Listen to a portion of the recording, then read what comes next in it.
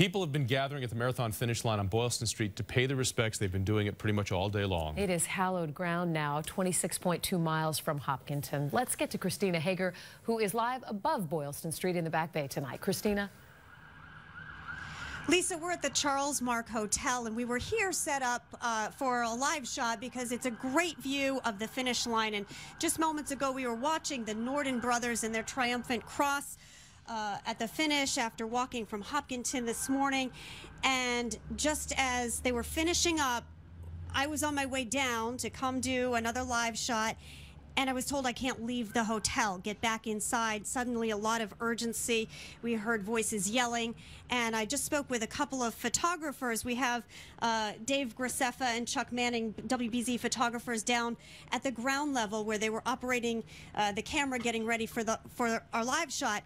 And they said that they saw a man wearing a sort of a dark black veil and a backpack, and he was behind the photo bridge. So I'm not sure if you can see the view from here, but behind the photo bridge, we're looking at Copley, and there's some police tape there. And this is the area that police have now contained.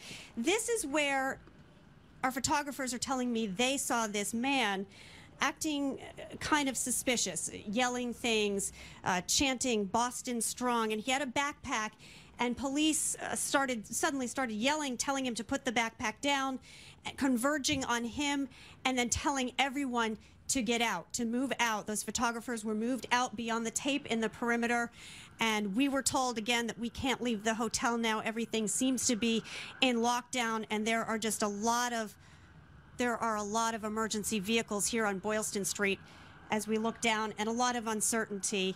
As you can imagine, a lot of people very nervous and uncomfortable as we wait to hear more about what's going on. Christina, quick question for you. There's nothing that makes you more uncomfortable right now than seeing this. You mentioned that police converged on this man. So he is with police right now, as far as we know? Well, we're not sure because we were rushed out so fast. It was Dave Graceffa and Chuck Manning, WBZ photographers, who were down there. And I also spoke with Chris Gobeil, another photographer who was shuttling some equipment back and forth from our vehicle. And he noticed this man, too, just because he was attracting attention. He was yelling things like Boston strong, and he was, in a way that no one else was, kind of looking for attention, perhaps. And it was his outfit, I think, that made people notice him. He was wearing a long black veil.